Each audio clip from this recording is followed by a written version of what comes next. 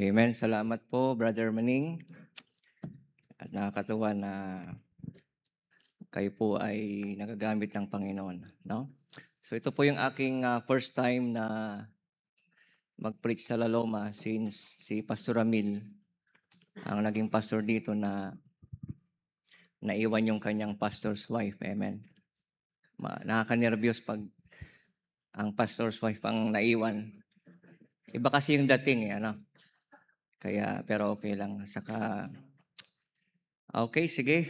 Tayo po ay magbukas ng ating mga Bible bago dumating yung malakas na bagyo, ano?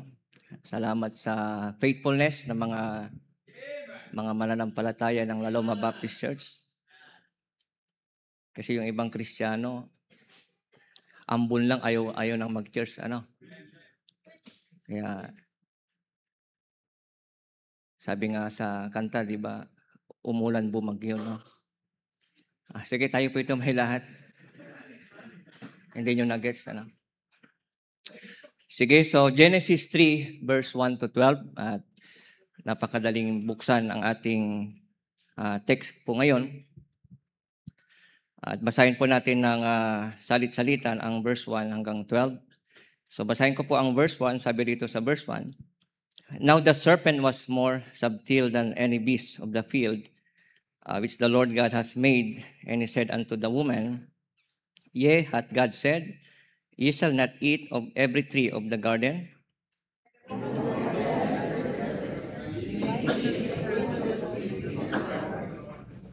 But of the fruit of the tree which is in the midst of the garden, God has said, Ye shall not eat of it, neither shall ye touch it, lest ye die.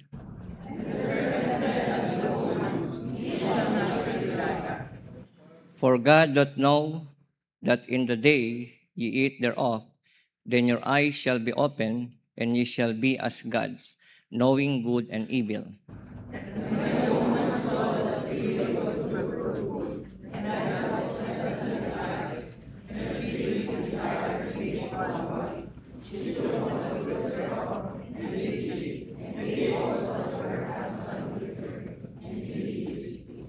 And the eyes of them both were open, and they knew that they were naked. And they sewed fig leaves together and made themselves aprons.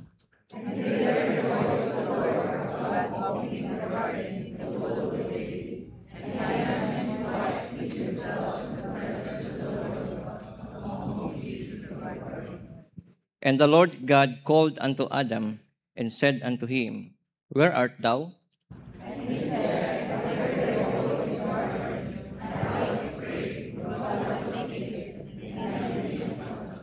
And he said, Who told thee that thou wast naked? Hast thou eaten of the tree whereof I commanded thee that thou shouldest not eat? Altogether, verse 12, ready read. And the man said, The woman whom thou gavest to me, she gave me of the tree, and I did eat. So tayo po'y manalangin. Dakilang Diyos, kami po ay nakapasalamat po muli sa araw na ito. Bagamat may paparating, Lord, na malakas na bagyo, we are still praising you, Lord, dahil ang mga anak niyo po ay nandito, Panginoon, para sama-sama, para kayo po ay aming i-worship in spirit and in truth. Salamat din, Panginoon, sa kalakasan po ng bawat isa. Salamat din sa patuloy niyong paggamit sa aming Pastor Ramil, ang kanyang family, at especially, Panginoon, sa mga members ng La Loma Baptist Church. Salamat din, Panginoon, sa kalayaan na aming pong natatamasa. Especially, Lord, sa aming ding kaligtasan. Salamat, Panginoon, sa aming Panginoong Sukristo na siya pong nagbigay ng kanyang buhay para sa amin. Salamat, Lord, sa umagang ito kami rin po ay humihingi ng kapatawaran. Linisin niyo kami, Panginoon, sa anumang kasalanan na meron kami upang hindi ito maging hadlang sa aming pakikinig ng inyong pong salita. Lord, gamitin niyo naman po ako bilang instrumento ng inyong pagpapala, especially sa aking pagtuturo, Lord, ng inyong pong salita. Sana, Panginoon, ito po ay maging blessing lamang po sa lahat, Panginoon, ng makikinig. Kung may mga hindi pa save, kausapin niyo po sila, Panginoon, at i-convict niyo po sila ng inyong Holy Spirit upang sila po ay makakilala sa inyo. Once again, pinupuri ka namin in Jesus' name. Amen. Sige po, tayo po ay makakaupo na. So alam naman natin siguro ang kwento na ito, no? Ito pong Genesis chapter 3, ito po yung pagsisimula ng kalbaryo ng sangkatauhan, no? At ito rin po ang isa sa mga naging dahilan kung bakit kung anong kalagayan po ng ating buhay. But anyway, ang ating message ay pinamagatang Satan's wrong point of view about God. No? Medyo mahaba-haba. Satan's wrong point of view about God. No? So yun po yung ating pag-aaralan. So ano bang ibig sabihin ng point of view? So lahat po ng tao po is may mga pananaw, di ba po ba? No? Maraming pananaw. May mga iba't ibang pananaw. Minsan, yung tingin mo sa isang tao ay maganda or pogi, pero yung iba hindi napupugihan. Tama po ba? Pero siyempre yung mga misis natin, isa lang ang point of view nila sa mister nila. Amen? Wala nang ibang pogi. Wala na ring ibang maganda. So, iba-iba po yung point of view. No? So ngayon, uso po sa mga social media at ang lahat ay pwedeng magbigay ng tinatawag na point of view. Okay? Pero tandaan nyo, hindi lahat ng point of view tama. So, iba-iba man tayo ng point of view sa maraming bagay, pero dapat iisa po yung ating pananaw sa salita ng Panginoon. Amen? So ano ba ang tinatawag na point of view? No? Kayong mga young people ngayon, talagang yung panahon nyo, marami kayong mga nababasang pananaw ng ibang tao. So ang nagiging problema, ina-adapt nyo ang maling pananaw ng iba.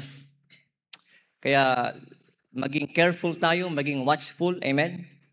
Kasi minsan yan ang dahilan bakit tayo po nagiging nami-mislead tayo sa mga tamang katuruan sa salita ng Panginoon.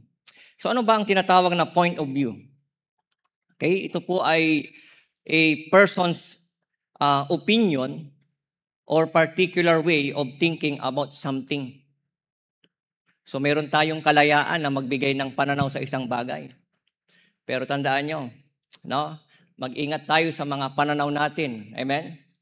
Kasi ang pananaw na yan minsan is yan ang nagiging dahilan kung bakit nasisway ang ating mga pamumuhay bilang Kristiyano. No? So okay pa ba kayo? Okay? Buti pa kayo okay, ano? Ako, okay pa naman, ano? So, tignan natin sa Matthew 22 verse 42. Matthew chapter 22 verse 42. Ito po yung isa sa mga related po sa ating topic ngayong umaga. At ito po yung tanong po dito sa verse 42. Okay? Sabi po dito sa verse 42, verse 41, while the Pharisees were gathered together, Jesus asked them, saying, what think ye of Christ? Okay? Anong iniisip mo patungkol kay Kristo? Okay? Yan ang tanong sa bawat isa. What think ye of Christ? Okay? So, kayo po, ano ba ang pananaw nyo sa ating Panginoong Jesus? Kayo ba, ano ang pananaw nyo sa ating Panginoon? Okay? They say unto him, the Son of David. So, may mga iba't ibang mga pananaw. Pero ang pinakamahalaga po mga kapatid na pag-aaralan po natin ngayon is, ano ba ang maling pananaw ni Satanas sa ating Panginoon? Okay? Ano ba ang naging maling pananaw ng dyablo sa ating Panginoon? Okay? Pero ang nakakalungkot po, sana hindi naman mangyari sa buhay natin mga kapatid, na kung ano yung pananaw ni Satanas ay nagiging pananaw mo din. Hello? At hindi natin talaga maiwasan yan sa mga churches. Okay? Hindi natin maiwasan sa mga ibang mga kaisipan ng maraming Kristiyano na minsan ang kanilang point of view about God ay point of view din ni Satan. No? Kung makikita po natin mga kapatid, itong creation ng Panginoon ay talagang perpekto. Amen? May mga nagsasabi na yung nilikha ng Diyos daw ay depektibo. Mga kapatid, ang creation ng Diyos perfect. Hindi tayo ginawang robot ng Diyos. Binigyan na tayo ng Diyos ng ng tinatawag na absolute will. Wala tayong mga baterya, tama? May mga membro ba dito may battery? May mga kwerdas ba? May mga robot ba dito? Lahat po tayo ay binigyan ng will ng Panginoon. Meron tayong mga sariling mga desisyon. Amen? Kaya ang problema lang po mga kapatid, dumating si Satan at pinakain niya po ng maling point of view si Adam at Eve. Ang dami niyang pinagsasabi. No? Ang galing ni Satan mag-twist ng truth. Okay? Ginagamit ni Satanas na sirain ang kaisipan ng maraming Kristiyano, maraming tao sa kanyang mga wrong point of view. Okay pa ba kayo mga kapatid? The question is, ikaw anong pananaw mo kay Kristo? Ikaw anong pananaw mo sa Christian life mo? No? Minsan may mga Kristiyanong nung sila ay nagsasabing na save, mas sumama ang kanilang buhay. Meron kaming nabaptize, isang lalaki. Sabi niya sa akin, alam mo pastor, nung hindi pa ako na-save o na-baptize, konti lang yung inom ko. Pero nung na-baptize ako sa church nyo, naging lasenggo ako. Walang kasalanan ng church, amen? Makasalanan siya eh. Sisihin ba naman ng church? Mali ang point of view, amen? Obviously, unsaved people view God differently. Ulitin ko po, obviously, ang hindi ligtas, may maling pananaw sa ating Panginoon. Maraming mga tao minamak ang Diyos. Maraming tao nilalapastanganan ang pangalan ng Panginoon. Hey, kung nandito ka ngayong umagang ito, member ka ng Laloma Baptist Church, listen. Kung kiniklaim mo na ikaw ay saved, at the same ang iyong pananaw sa mga hindi ligtas, you must be born again. You must be born again. Dahil pag ang totoong naligtas, totoong tumanggap kay Kristo, nagiging maayos ang kanyang pananaw sa buhay. Inaalis ko lang yung nervous ko mga kapatid, pasensya na. Okay? Malaki ang problema mo kapatid. Napakalaki ang problema mo pag sinasabi mong I am a Christian, save ako, pero yung pananaw mo, tulad ng pananaw ng mga hindi ligtas. Baka yung pananaw mo, si Jesus Christ, isa sa mga tagapagligtas mo lang. Baka yung pananaw mo, si Jesus Christ ay tao lang. Meron akong, may umatin sa amin sa Bilibid, sa church namin. Ang ganda ng kanyang sinabi. Ini-invite siya ng relihiyon na naniniwala kay Jesus na tao lang. Alam niyo bang sabi niya? Hindi ako papayag na si Jesus Christ ay tao lang. Tandaan niyo, criminal ito. Inmates to. Pero kayang sabihin na si Jesus Christ ay hindi tao lang. Si Jesus Christ ay Diyos. Kaya mag-ingat tayo sa mga pananaw natin, mga kapatid. Hindi lahat ng pananaw mo, tama. Hindi lahat ng pananaw ng isang tao, tama. Hindi porkit sikat, hindi porkit kilala.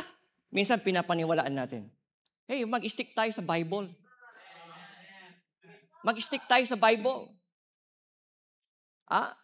Every churches, every believer, bawat mananampalataya, may kanya-kanyang view. May kanya-kanyang pananaw sa maraming bagay.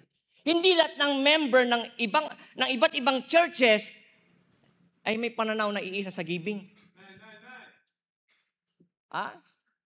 Ngayon ko lang talaga na-realize yung pinagdadaanan ng mga naging pastor sa Laloma Baptist Church. Akala natin ang bilis o ang dali na mag-encourage sa mga members about giving. Ang hirap palang ma-encourage ang mga membro. Kahit ano palang pagpipris mo, kahit ano palang gawin mong pagpipris, hindi pa rin nawawala yung mga ibang members na mali ang pananaw sa giving. May mga pananaw, wala na nga akong pera, ibibigay ko pa sa church. Maling point of view yan. Tingnan niyo po yung ginawa ng Panginoon sa widow woman. Tingnan niyo po, reasonable ba na ang Panginoon piliin yung isang mahirap na widow woman para pakainin si Elijah? Kung sa maiksing pag-iisip natin, mali ang Diyos.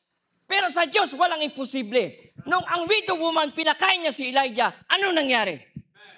Hindi nagutuman. Maraming Kristiyano, may maling pananaw sa pagbibigay. Kaya maraming Kristiyano, hanggang ngayon, mahirap pa rin. Maraming Kristiyano, hanggang ngayon, wala pa rin pagpapala. Hanggang ngayon, marami pa rin Kristiyano, reklamador. Bakit? Malaking pagkakamali sa kanilang pananaw. Some churches, may mga pagkakaiba, may maling pananaw sa standard and conviction. Uy, nakikinig pa ba kayo? May mga ibang Kristiyano, iba-ibang pananaw sa standards and conviction. Pambira, maliliit lang na bagay, hindi mo pa kayang ibigay sa Diyos. Samantalang ikaw ay binayaran sa cross ng Calvary. Standard mo lang, conviction mo lang inihingi ng Panginoon. Hindi mo pa kayang ibigay. Sa mga kababaihan, iba-ibang pananaw sa pagpapantalon. Hello? Sa bawat churches, iba ang pananaw. Sa mga music, ang liit lang na bagay, pinagtatalunan pa natin na pwede mo nang ibigay yan sa Panginoon natin. Ang problema, marami po ang mali ang pananaw. Okay pa ba kayo?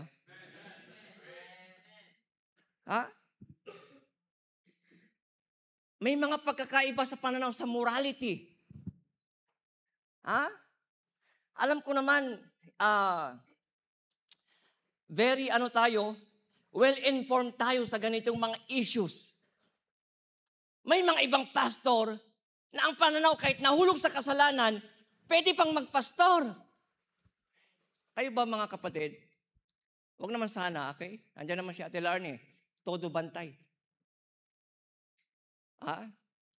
Maganda na yon. Mga wife, bantayan nyo yung mga asawa nyo. Okay lang maging overacting. Kaysa may mangyaring hindi maganda, amen? Kaya ba kung may nahulog ang pastor nyo sa immorality, tatanggapin nyo pa rin ba? Maraming panaw, yes, tatanggapin namin. Ay, yung iba hindi na. Hey, ang conviction po ng ating church, ang conviction ng, hindi bama eh. Ang conviction ng Bible, once na nahulog ka sa kasalanan at pastor ka, disqualified ka na forever. At yan ang pangako ko sa Panginoon. Mahulog man ako, wag naman sana. Mahulog man sa anumang immorality, madaling bumaba. Iwan ang ministry. Kung wala man akong trabaho, malawak ang divisorya. Magkakargador ako, papakain ko lang yung pamilya ko. Iba-ibang pananaw dyan. Pero kapatid, ano ba ang pananaw ng salita ng Diyos? Ang isang pastor, kailangan lang ng isang asawa. Ay, nasa FB Live tayo, ano? Baka hantingin ako dito, Pwede magtago. Natatakot tuloy ako. Hey, lalo ma-Baptist Church, i-preserve natin ang testimony, ang dignidad ng simbahan na ito. Lahat ng mga naging pastor dito by the grace of God. Mula kay Pastor Brown, Pastor Estipona, Pastor Tuquero, hanggang ngayon si Pastor Ramil, walang issue of immorality.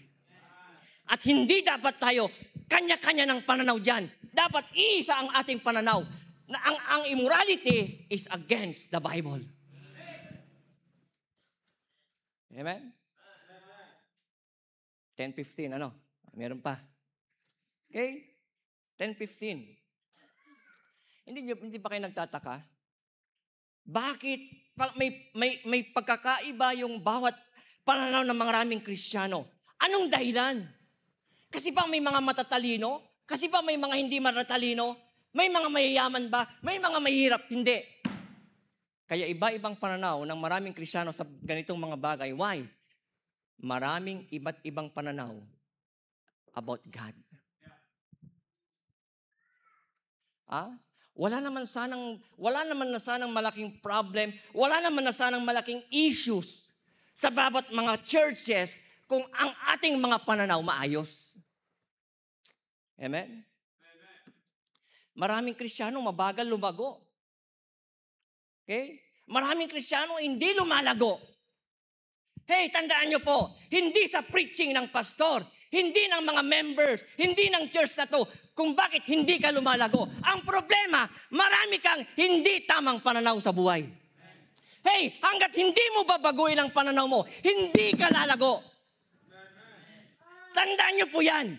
Yung mga hindi faithful na members, hindi ka magiging faithful hanggat hindi mo babaguhin ang iyong point of view sa Panginoon. Hindi ka kayang baguhin ng pastor mo, hindi ka pa kayang baguhin ng gobyerno, ang makakapagbago lang sa'yo kung babaguhin mo ang point of view mo. Kaya umayos tayo, amen? Umayos tayo. Ayusin natin ang ating mga point of view about God. Sa mga nagpipreach, preachers, don't preach about your point of view. Huwag kang mag-preach ng opinion mo. You preach what the Bible says. Preach what the Bible says. Minsan may mga nagpipreach, opinion na lang nila. Hindi na nagbubukas ng Bible. Pag yan ang nagpipreach dito, palayasin nyo. Kung yan ang nagpipreach dito, umuwi ka na. Mahirap namang sabihin, makinig ka kay Kibuloy. Amen.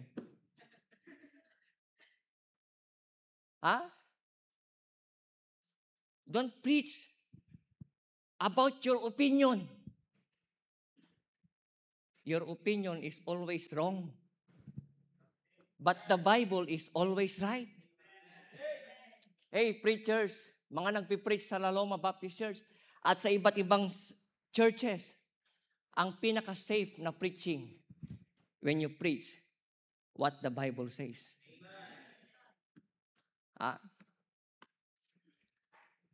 Alam niyo, meron pong character sa Bible na mag-asawa na meron silang different point of view. Kilala niyo to? Si Job, amen? Si Job, talagang tinry siya ng Panginoon. Si Job talagang dinaan ng Panginoon sa isang matinding pagsubok. Nawala lahat ng kanyang kayamanan, nawala lahat ng kanyang mga anak. Pero tingnan niyo ang naging point of view ng dalawang ito. Anong sabi ni Mrs. Job? Unahin natin si Job muna. Ang sabi ni Job, tatanggap ba tayo ng mabuti sa Diyos, pero sa tama hindi, ay sa masama hindi? Anong sabi ni Mrs. Job? Curse God and die. Yan ang kanyang point of view. Curse God and die. Pero ang galing ng sagot ni Job talaga. Tatanggap ba tayo ng mabuti lang sa Diyos, pero hindi ba tayo tatanggap ng masama sa Panginoon? Alam niyo, maraming Kristiyano, nagiging bitter pag may trials. Nag-pray ka at hindi ka lang nasagot ng Diyos, ayaw mo na. Nag-pray ka at may hiningi ka sa Panginoon at sinusubukan ka ng Diyos para kang si Mrs. Job na gusto mong i-curse ang Panginoon at mamatay na. Pero kapatid, that is Satan's wrong point of view. Si Job ay may maayos na pananaw sa Panginoon. Ang sabi niya, tatanggap tayo ng mabuti sa Panginoon. Tatanggap din tayo kahit masama. Alam niyo, kahit may mga trials tayo, may mga problema, kahit may mga pinagpipray kang hindi pa dumarating, huwag mong baguhin ang pananaw mo sa Panginoon. God is always God pa din. Ang Diyos hindi pa rin nagbabago. Ang Diyos ay hindi pa rin kumukupas. Ang Diyos ay Diyos pa rin. Amen?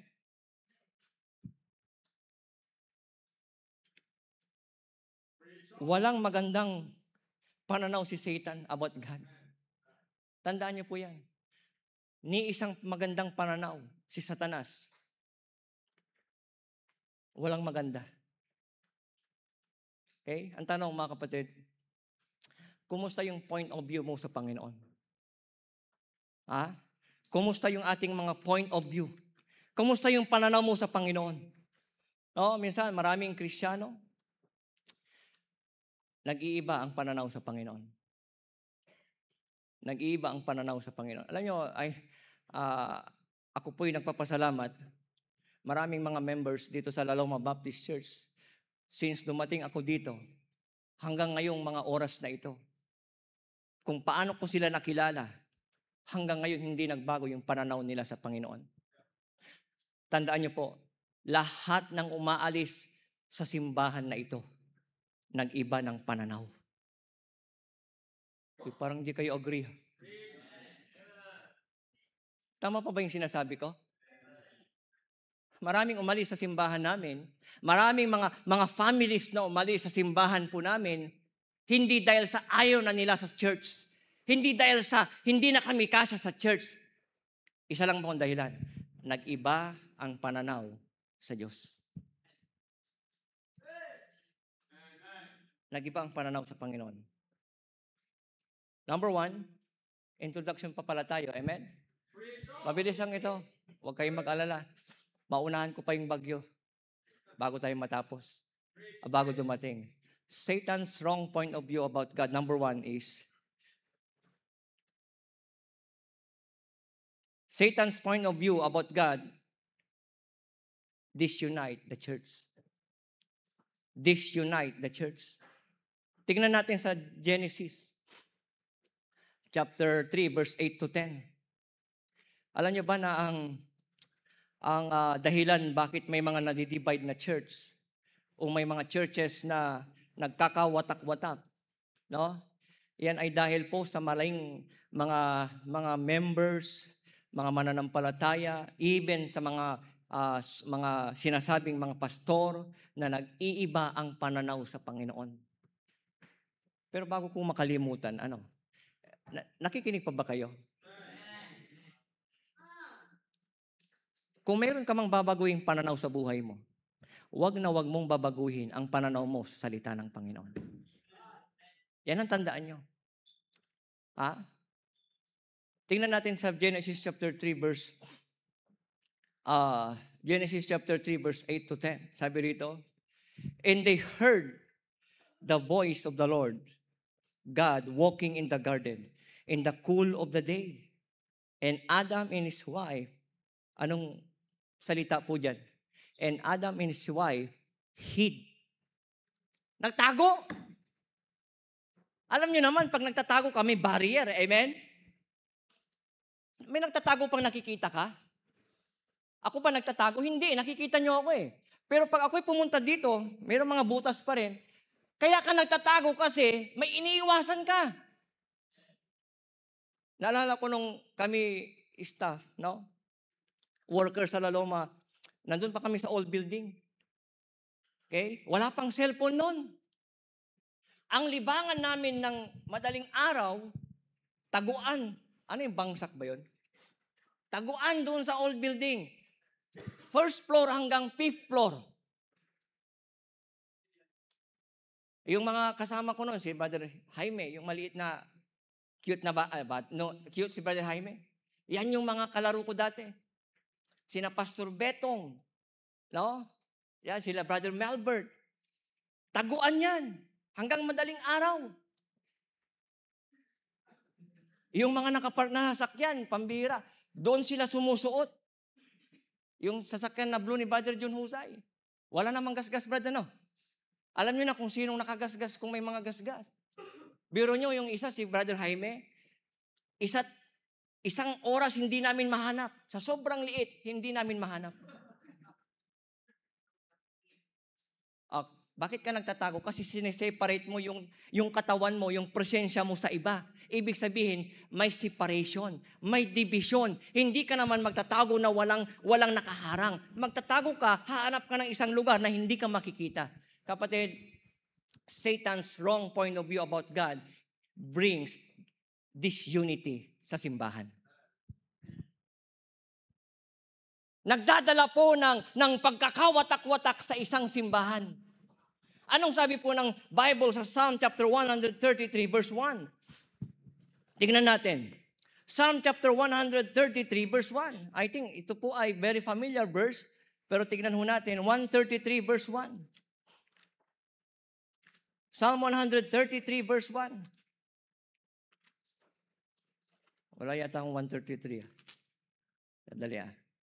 Okay, sabi nito, behold, how good and how pleasant it is for brethren to dwell together in unity. Alam niyo po, ilagay niyo po sa isip niyo ito, mga kapatid. Please, ilagay niyo sa isip niyo ito. Mahirap buuin ang isang organisasyon. Mahirap mabuo ang isang simbahan. Pero sa isang iglap lang, pwedeng ma-divide po yan. Ha? Kaya ang bawat isa, magbantay, amen. Ang bawat isa, bantayan kung anong nagiging point of view about God. Nagsisimula ang division sa bawat simbahan dahil nagkakaiba-iba na po ang pananaw sa buhay. Minsan may mga ibang members. Nag-iiba ang pananaw sa soul winning. Kaya huwag yung dahilin ng bantayan nyo ang church na ito na mapasukan ng Calvinism. Ang buhay ng church, ang buhay ng simbahan, soul winning. Mawala naman lahat ang activities sa church na to. Huwag lang ang soul winning. Walang youth fellowship, walang anumang fellowship, pero huwag lang alisin ang soul winning. Dahil ang buhay ng church na to, walang iba kundi ang soul winning. Kaya pag nag-iiba ka na ng pananaw sa soul winning, mag-pray ka na. Amen? Kaya anything na mayroon pong nagdadala po ng maling pananaw sa salita ng Diyos, bantayan nyo yan. Sa ganitong kalaking simbahan, mahirap nang mabantayan ang mga iba't ibang members. Pero I hope, lahat ng nandito ngayon, iisa yung pananaw natin, amen? Amen? Uy, parang hindi kayo agree,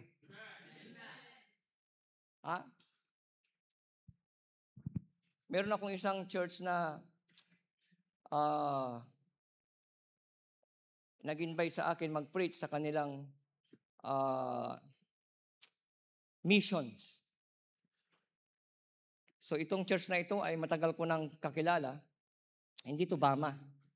At hindi nyo rin to kilala. Nung kami pumupunta doon sa kanilang simbahan, siksikan. Siksikan, mga kapatid. Siguro mga members noon is mga nasa around 300. Malaki. Medyo malaki na rin. No? Alam nyo, bumalik kami nung last 3 weeks ago. Itong month lang na to. Itong year lang na to. Itong nakaraang 3 linggo. Alam niyo, surprise kami. Yung lahat ng mga members noon, ang daming nawala. Siguro mahigit kalahati. Noon na sobrang sikip na. Ngayon, sobrang luwag ng simbahan. Alam niyo ba kung bakit? May isang membro na nag-aklas, nag-iba ng pananaw Nag-iba ng pananaw sa conviction ng pastor. Nag-iba ng pananaw sa mga sinasabi ng salita ng Panginoon.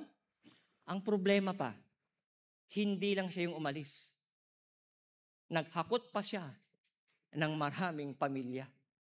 Kaya ang daming nawala. Parang si Satanas ba?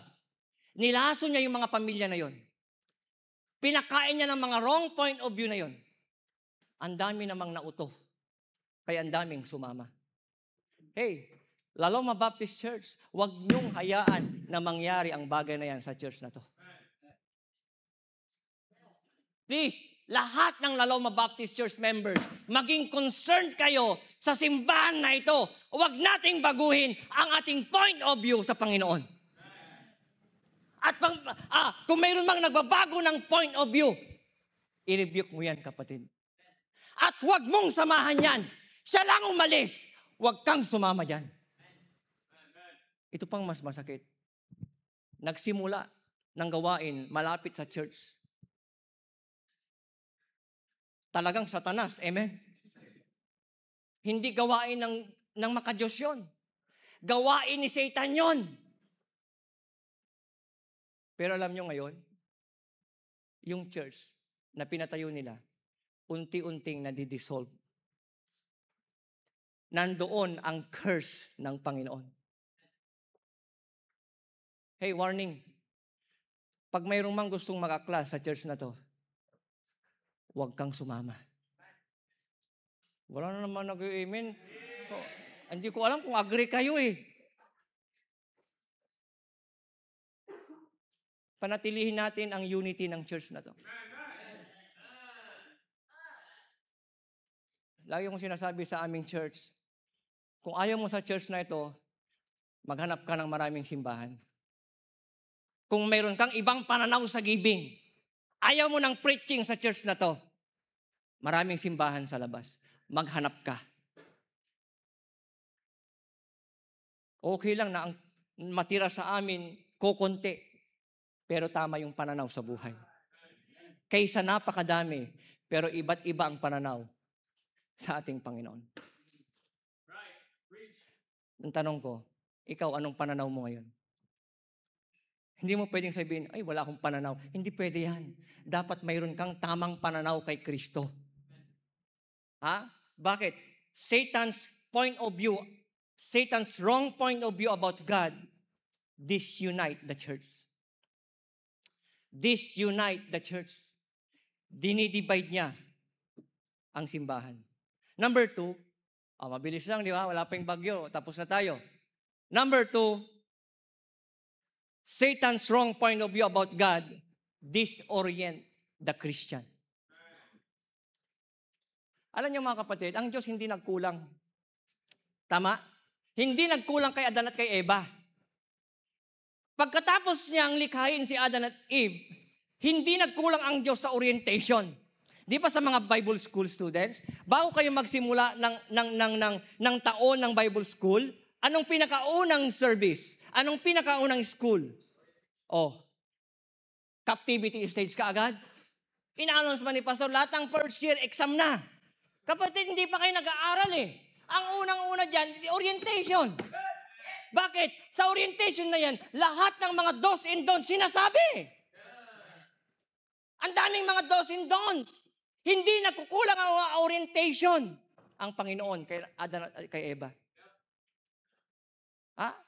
Kaya hindi mo pwedeng sabihin, ang nilikha ng Diyos depektibo. Hindi kapatid, ang Diyos ay perpekto. Perpekto ang nilikha niya. Nagbigay siya ng orientation sa mga nilikha niya. Siguro dito naman sa church na to, hindi naman siguro nagkulang ang simbahan na to para i-orient tayo sa maraming bagay. Ang dami ng preaching about purity. Pero bakit pa rin maraming nahuhulog sa fornication? Nagkulang ba yung pastor? Nagkulang ba yung Bible? Nagkulang ba yung preaching? Kapatid, may maling pananaw ka lang sa buhay mo. Hindi nagkulang ang pastor sa lahat ng orientation, sa mga dapat nating gawin. Ang instruction ng Panginoon kay Adan at kay Eva, lahat pwedeng kainin, maliban lang sa isang prutas. Kapatid, hindi nagkulang ang orientation sa'yo. Yung mga nasa impyerno ngayon, I believe, karamihan dyan, narinig ang salita ng Diyos. Well-oriented sila about salvation. Hindi nila pwedeng sabihin, Lord, hindi mo ako nabigyan ng pagkakataon. Tignan niyo yung mayamang lalaki. Hindi nag-complain. Hindi niya sinisi ang Panginoon. Bagkos ang isang mayamang lalaking namatay at napunta sa impyerno, naging soul winner sa doon. Kaya kapatid, maging soul winner ka na sa church na to. Siguro naman safe ang lahat na nandito ngayon, amen? O hindi mo pwedeng sabihin, Lord, madaya kayo, Lord. Hindi niyo ako binigyan ng pagkakataon. Kapatid, lahat ng tao nabigyan ng babala patungkol sa impyerno. Kaya yung sinasabi nila sa bawat churches, hindi lahat ng membro ligtas. Kapatid, baguhin mo kasi yung pananaw mo sa buhay mo. Kahit anong gawin ni Pastor Ramil na pagpipreach dito, kahit anong gawin ni Pastor Ramil na pag-invite ng mga speaker dito, kung mali ang point of view mo, hindi ka mababago. Hindi tayo mababago. Ikakamatayan mo na lang yan na mali ang pananaw mo sa buhay mo. Hey, wag kang mamatay na may maling point of view sa buhay. Ang sarap mamatay, di ba? Pag namatay ka, ang daming pupunta sa'yo. Ang daming dadalaw sa'yo. Ang daming iiyak. Huwag ka naman sanang mamatay na maraming tatawa. Amen. Huwag ka naman sanang mamatay na maraming sabi, buti nga sa'yo. Kapatid, maraming masasaktan pag namatay ka kung tama ang pananaw mo sa buhay mo. Maraming matutuwang mamamatay ka kasi mali ang pananaw mo eh. Okay pa ba kayo? Tama pa ba yung pananaw nyo? Ha? Nadidisorient tayo mga kapatid. Okay? Ito nakakalungkot. Si Adan at si Eva, nadisorient po sila. Klaro! Nasabi ng ating Panginoon, lahat kainin. Pero isa lang ang pinagbawal niya. Pero masama, kung ano yung pinagbawal, siya pa yung pinapak nila. Ang isang mali ang pananaw sa buhay. Hey, makinig kayo. Ang isang Kristiyanong may maling pananaw sa buhay, kung ano yung masama, yun ang pinapapak natin. Ha? Nadidisorient tayo mga kapatid. Basahin nyo na lang po sa verse 1 to 3. Okay? Pag 10-15 na. Yan ang orientation sa akin ni Mrs. Ulalya, ni Sister Arnie. Amen? Buti na lang may orientation bago ang preaching. Amen? No? May mga church, ang orientation nila, pag lumampas ka sa 3 minuto o 30 minutes, no? Wala kang love gift. Ewan ko bakit nagbigay ng orientation si Sister Arnie, 10-15. Ah? Hindi naman siguro gano'n ang point of view,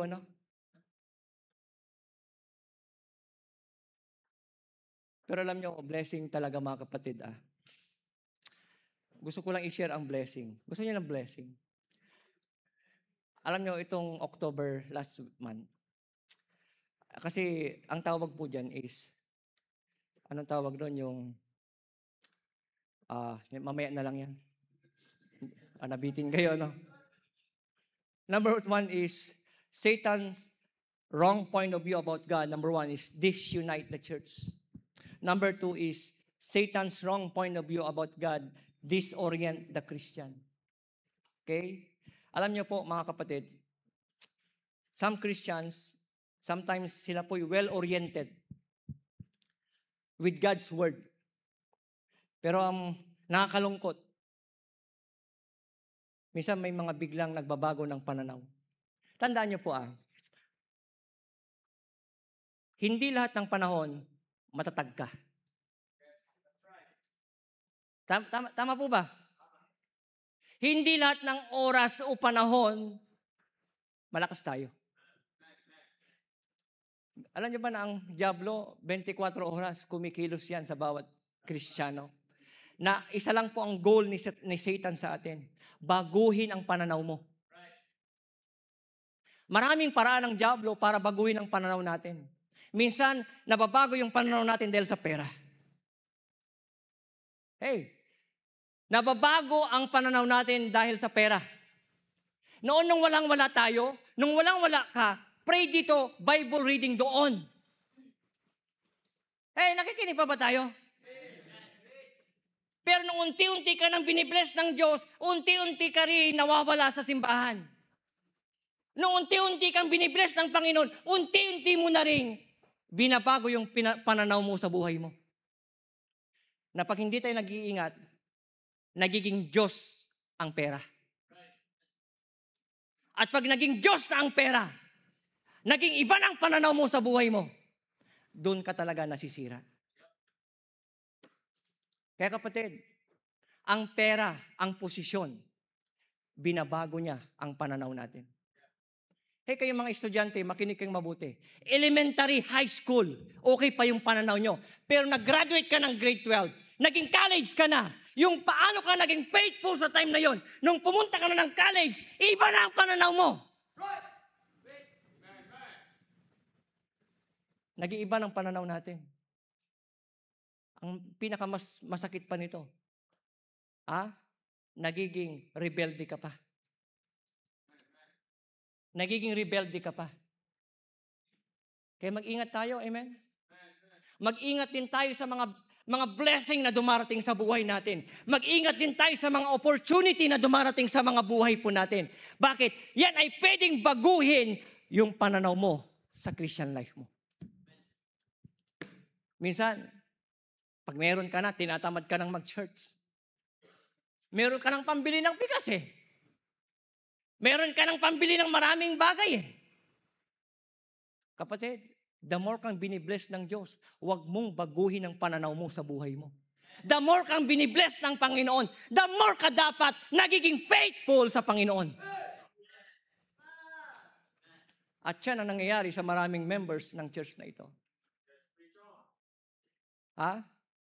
Binibless pero nagiging servant ng Panginoon. Hindi nababago ang pananaw sa buhay. No?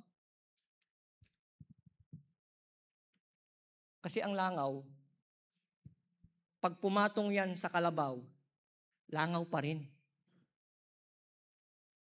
Tandaan niyo po, ang langaw, kahit nasa tuktok ng kalabaw, langaw pa rin. Kaya wag po tayong maging isang langaw. Amen.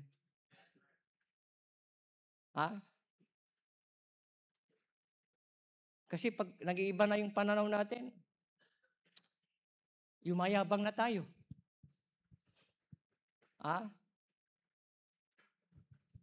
Yung mga ibang nagpipreach, nakahawak lang ng Bible, akala mo 50 years ng pastor.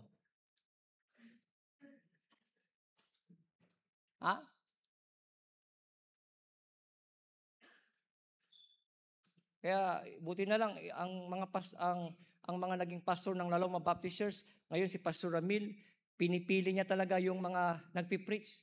Hindi kami perfect, amen? Amen? Tinawagan nga ako, nag-test nga lang si Pastor Ramil, 2 days ago yata eh.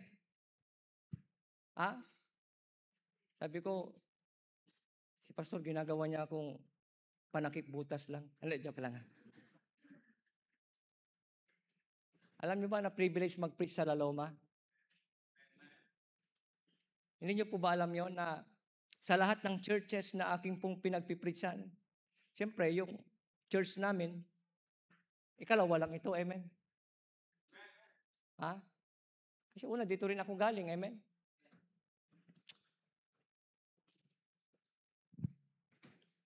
Minsan, maraming Kristiyano, maayos nagsimula. Pero bandang huli, nagtatapos ng mali. Tulad po ng sabi ng Panginoon sa Galatians, Galatians 5:17, basahin ko na lang. Ye did run well, but what hinders you? No? But what hinders you? That ye shall not obey the truth. May mga umaarangkada na eh. May mga kilala ba kayong ganon? Umarangkada. Bilib na bilib tayo. Naiinggit tayo. Grabe naman si sister. Grabe naman si brother. Ang galing. Ang bilis ng growth niya. Ala, pagdating sa kalagitnaan, lagapak. Ano nangyari? Nag-iba ng pananaw. Nag-iba ng pananaw. Ulitin ko po, bago tayo pumunta ng number 3, ayusin natin po yung mga point of view natin sa buhay. Ilagay mo sa heart mo to. Lahat ng pananaw mo na alam mong tama at hindi sang-ayon sa salita ng Diyos, ang pananaw na yan, mali. Mali. Nung nag-surrender ako ng buhay, kailangan natin ng mga, siyempre, trabaho, pinansyal. Maraming ambisyon. Alam niyo ba na nagsiserve ako before? Yung first 5 years ko sa prison ministry, ang daming kaguluhan sa isip ko. Gusto ng dyablo na ibahin pananaw ko. Ibahin yung pananaw ko. Pero alam niyo, buti na lang may calling. Amen? Nag-stick ako sa calling. Kaya ngayon, by the grace of God, itong November, nasa 23 years na ako sa prison ministry. Alam niyo ba na ang dami ng warden na nag-retire? Ako nandun pa rin sa prison. Oo, totoo. Ang dami ng namatay na kasabayan ko. Pero ako po, by the grace of God, nagpipreach pa rin sa loob ng kulungan. Ha? Marami akong kasabayan ng mga pastor, ng mga Baptist din, umalis na. Pero by the grace of God, nagpipreach pa rin sa loob ng kulungan. Amen? Pero ang good news, wala pa akong nakitang member na nakulong na. Oo. Hinihintay ko yun eh. Joke lang ha. Hindi, totoo lang. Marami akong Baptist churches, mga Baptist member na nasa loob ng kulungan. Alam niyo ba na isa lang po ang naging dahilan nila ba't nakulong sila? May isa, Sunday school teacher. Ang kaso niya, kidnapping. O grabe. May 3 pastor. Yung isa, murder. Yung 2, rape. Namit ng ibang men yan doon. Yung iba, faithful sa church. Pero nakulong. Sa lahat ng yan na nakausap ko, isa lang po ang naging dahilan bakit sila nakulong. Ano? Nag-iba ng pananaw. Kaya pag nag-iiba ka na ng pananaw ngayon, see you soon. Amen. Joke lang. Tinatakot ko lang kayo. O number 3 na tayo mga kapatid. 5 minutes na lang. Huwag kayong mag-alala. Tapos to. Number 1 is Satan's wrong point of view about God. Disunite the church. Number 2, disorient the church. Number 3, it disrupt our choices. Disrupt our choices. Buksan natin sa verses 6 to 7. Anong sabi dito? And when the woman saw that the tree was good for food, and that it was pleasant to the eyes, and a tree to be desired to make one wise, anong sabi po dyan? Yung keywords na to, anong nangyari? She took of the fruit thereof. Yan yung pinagbabawal. Tingnan nyo po tumingin kayo sa akin. Once na iba na yung, nalason na yung isipan mo sa maling pananaw, pipiliin mo na ang mga masasamang bagay sa buhay mo. Nag-iba ang pananaw ni Adan at Eva. Kaya anong pinili nila? Yung pinagbabawal ng Panginoon. Mahilig ka ba sa bawal? Mahilig ka sa bawal, bakit? Hindi yung lechon Iba sa inyo, ang sarap kumain yung mga high blood, amen? Iba kasi ang pananaw nila, okay lang kumain ng lechon, may ano naman losart, ano ba yung? Losartan ba yon? Okay lang uminom ng soft drinks, kumain ng ice cream. May metformin naman eh. Kaya ang daming natitigok ng maaga eh. Bakit? Mali ang pananaw. Maraming nakaka-relate. Amen? Kaya baguhin nyo na yung pananaw nyo. Amen? Ha? Alam mo, high blood ka na. Lechon dito, lechon pa doon. Tapos pag na-stroke ka na, ganito na yung paglakad mo. Huli ang pagsisisi. Sana binago ko na yung pananaw ko. Hoy, laging nasa huli ang pagsisisi. Ha? Ba't napunta tayo sa pagkain? 3 minutes na lang tuloy. Whew. The meaning of disrupt is to be confused. Na-confuse si Adan at si Eva. Ito yung orientation ng Diyos. Pero nilaso ni Satanas ng ibang pananaw. Na-confuse po sila. Na-disrupt ang kanilang choices. Please listen very carefully. Young people, makinig kayo. Kung gusto mo magkaroon ng tamang choices sa buhay, ayusin mo yung pananaw mo. Hindi mo pipiliin ang maging miserable kung maayos ang pananaw mo. Si Adan o si Eva, they took, sabi dito, and Eve, she took of the fruit thereof, and did it, and gave also unto her husband with her, and he did it. Mga kapatid, maayos sana ang mga choices natin, pero because of wrong point of view about God, nako-confuse tayo. Alam nyo, God is not the author of confusion, right? Hey, listen, pag save ka, hindi ka dapat nako-confuse. Hindi ka rin dapat nako-confuse kung babae o lalaki ka. Hoy, alam mo yan. Amen? Dalawa lang ang nilikha ng Panginoon, lalaki at babae. Kapatid, maraming young people ngayon, they are confused. Bakit? Meron silang Satan's wrong point of view. Mali ang pananaw mo eh. Kapatid, kung Kristiyano ka, hindi ka na dapat nako-confuse. Ayusin lang natin yung mga pananaw natin. Kung ikaw ay bisita ngayon, makinig kang mabuti. Anong pananaw mo sa langit at lupa? Langit at impyerno? Ang pananaw ko dyan, gawa-gawa lang yan. Ang pananaw ko dyan, hindi totoo yan. Ito sasabihin ko sa iyo. Hindi ka man maniwala sa impyerno, hindi mo pa rin mababago ang sinasabi ng salita ng Panginoon. Tandaan mo yan. Ano man ang sabihin mong pananaw mo, hindi mo pa rin pwedeng ipanlaban yan sa sinasabi ng katotohanan ng salita ng Panginoon. Kaibigan, ang sabi ng Bible, ano man ang pananaw mo ngayon sa Bible, may impyerno. Hey, sa mga bisita namin, makinig kang mabuti. Huwag kang mamatay na wala kang Kristo sa puso. Hey, huwag kang mamatay na hindi mo tinanggap si Kristo. Dahil ang pinag-uusapan natin dito, walang hanggang kaparusahan sa impyerno. Ito tanong ko sa inyo, mga bisita namin. Saan mo gustong ituloy ang buhay mo pag namatay ka? Naghirap ka na nga dito sa lupa. Ang dami mo nang ang sakit. Ang dami mong pinagdadaanan pa sa buhay. Ang masaklap, mamamatay ka pa. Imumulat mo yung mata mo. Itutuloy mong buhay mo sa lugar ng impyerno. Kaya kapatid, alisin mo yung pananaw mo. Tanggapin mo si Kristo sa iyong puso bilang sarili mong Panginoon, tagapagligtas ng buhay mo. Lord, salamat sa mensahe na aming napakinggan. Salamat sa inyong gabay, sa iyong grace. Alam namin, Panginoon, anytime pwede kaming malason ng maling pananaw.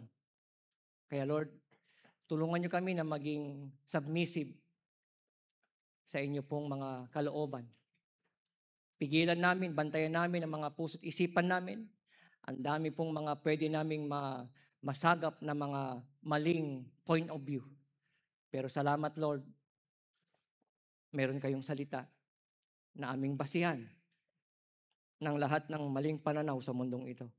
Kung meron man kami, Lord, na mga wrong point of view sa buhay namin, please, help us, Lord, na baguhin ito. Salamat po in Jesus' name. Amen. Sige po, at tayo po ito may lahat.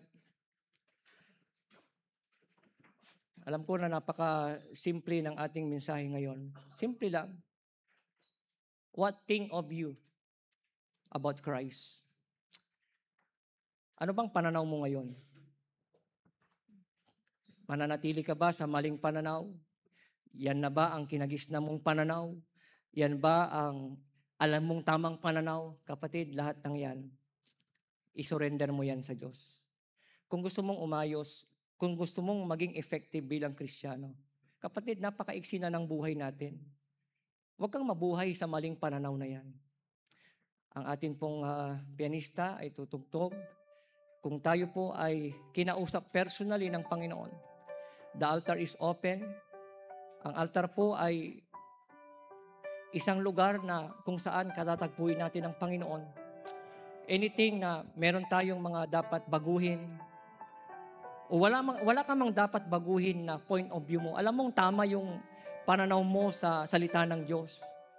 But huwag kang mapaniguro. Kailangan mo pa rin maging mapagbantay. Sa mga nasa taas, kung gusto nyo pong mag-forward, nandyan po yung pwede kayong mag-pray dito po sa baba. The altar is open. If the Lord speak to us, napaka-simple po ng message. At I believe, sana naintindihan po natin ito. So ngayon, sa mga bisita po namin, nais ko lang sanang magbigay ng paanyaya. Ang tanong na ito ay sana masagot mo bago ka umuwi. Kung ikaw ay babawian ng buhay ngayong araw na ito, ikaw ba'y makakatiyak na ang kaluluwa mo ay patungo sa langit? Hindi ka maliligtas dahil may pananaw ka. Maliligtas ka lang dahil si Kristo namatay para sa iyo. Maliligtas ka lang dahil si Jesus ay namatay para sa ating kasalanan. Ngayong oras na ito, kung mayroon man dito, Pastor, nais ko pong tanggapin si Jesus. Mali ang pananaw ko na kaya kong iligtas ang aking sarili. Mali ang pananaw ko na kaya akong iligtas ng aking relihiyon. Kaibigan, ang sabi ng Bible, si Jesus Christ ang tagapagligtas mo. Meron ba rito, Pastor, nais kong tanggapin si Jesus? Sa taas, meron po ba? Dito sa baba, nais mong tanggapin si Jesus sa iyong puso. Meron po ba? Okay? Meron pong isa. Please, isang lady, pwede pong kunin po si ma'am dyan sa likod. Nakapikit tayo, nakayuko lang tayo. Meron po ba? Meron pa po ba? Kaibigan, huwag kang mamamatay na hindi mo tinanggap si Kristo. Yan ang babala ng Bible. Meron pa ba? Meron po tayong isa na gustong tumanggap kay Jesus. Meron pa ba? Alisin mo yung pananaw mo na kaya kang iligtas ng kabutihan mo. Hindi ka maliligtas sa kabutihan mo, kapatid, kaibigan. Meron pa po ba? Bago natin i-close, Pastor, nais kong tanggapin si Jesus Christ sa aking puso. Meron pa ba? Meron mang pangalawa? Sa taas?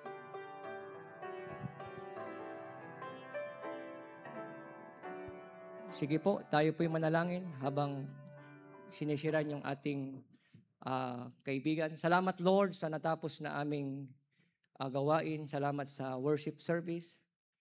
Salamat din sa Holy Spirit na siyang nagbigay sa amin na Lord ng karunungan. Alam namin, Lord, na wala kaming kakayanan na intindihin ang inyong pong salita kung wala ang inyong banal na Espiritu sa buhay namin. Kaya sa oras na ito, pagpalain niyo rin po ang isang nagtaas ng kamay na sana Lord siya po ay makakilala sa inyo talaga. Tanggapin niya kayo, Lord, bilang kanyang Panginoon tagapagligtas. I-bless rin po ang aming pong mga gagawin pa sa susunod na mga oras. Pinupuri ka namin in Jesus' name. Amen.